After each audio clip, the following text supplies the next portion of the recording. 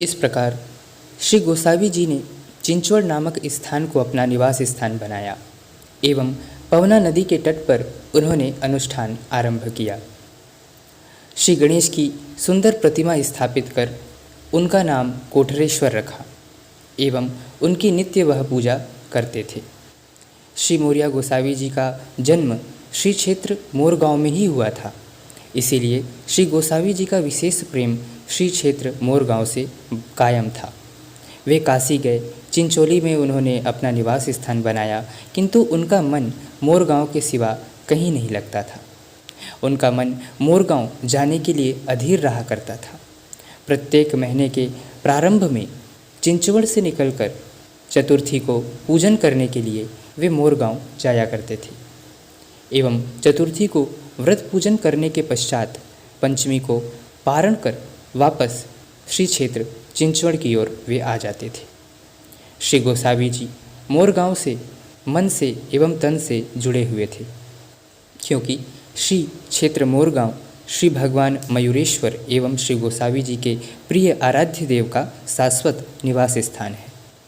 इसीलिए श्री गोसावी जी ग्रीष्म ऋतु हो, शरद ऋतु हो, चाहे रास्ते उबड़ खाबड़ हों, जंगल, पशु पक्षी इत्यादि को ध्यान में ना रखते हुए केवल श्री मोरिया का नाम स्मरण करते हुए प्रत्येक चतुर्थी को श्री क्षेत्र मोरगांव जाया करते थे। एक दिवस श्री गोसावी जी अपने नियमानुसार प्रत्येक चतुर्थी की भांति इस चतुर्थी को श्री मयूरेश्वर के दर्शन करने मोरगांव गए, किंतु गोसावी जी के पहुंचने में कुछ क्षणों की देरी हो गई एवं मंदिर के कपाट बंद हो चुके थे और इस कारण श्री गोसावी जी को अत्यधिक क्षोभ एवं दुख हुआ।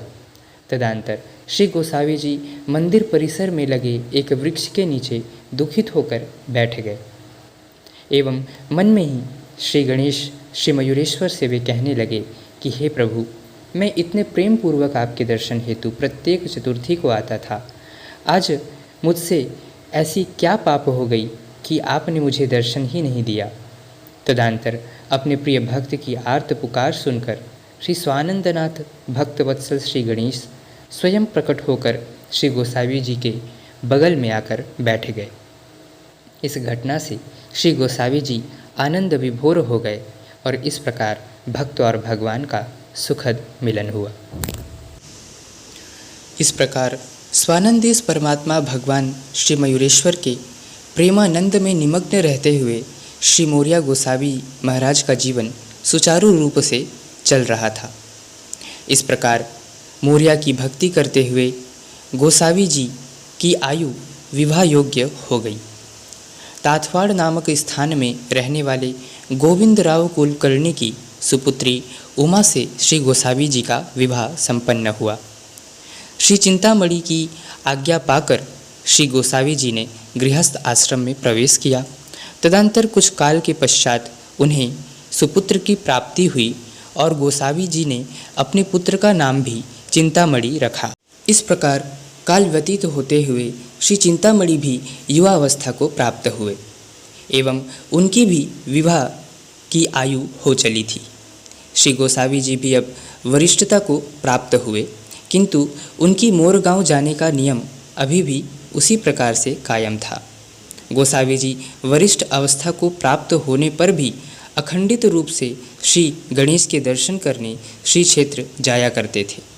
देह की अवस्था बढ़ने के कारण शरीर की स्फूर्ति भी कम होने लगी। अपने भक्त की पीड़ा को ध्यान में रखते हुए श्री मयूरेश्वर ने श्री गोसावी जी को स्वप्न दृष्टांत दिया और कहा कि आपके पास मैं स्वयं आने वाला हूँ। तदनंतर गोसावी जी अपने नियमानुसार मोरगांव गए एवं कुंड में स्नान करने लगे। तदनंतर अर्घ्य देने हेतु जैसे ही उन्होंने जल अपने हाथ में ग्रहण किया, उसी समय उनके हाथ में श्री गणेश की सुंदर विग्रह आ गई। इस घटना से गोसावी जी अत्यंत प्रसन्न हुए, क्योंकि जैसा उन्होंने स्वप्न में देखा था वैसा ही घटित हुआ। ऐसा सोचकर उनका मन प्रफुल्लित हुआ। तदनंतर उस श्री विग्रह को प्रेमपूर्वक अपने नित्य पूजा की मूर्ति कोठरेश्वर के समक्ष स्थापित कर श्री गणेश के आत्मस्वरूप विग्रह का वह पूजन करने लगे। इस प्रकार श्री गोसावी जी के मोरगांव की मासिक यात्रा में थोड़ी कमी आई, किंतु मोरगांव के प्रति विशेष प्रेम होने के कारण एवं आद्य गाणपत्य तीर्थ होने के कारण भी गोसावी जी ने मोरगांव के महत्व को अपने जीवन में कम नहीं होने दिया।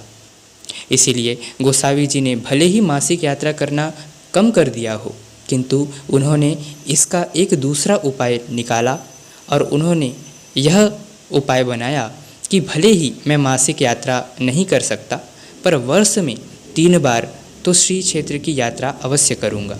इस भाव से गोसावी जी ज्येष्ठ, भाद्रपद एवं माघ मास की चतुर्थी को श्री क्षेत्र की यात्रा अवश्य किया करते थे।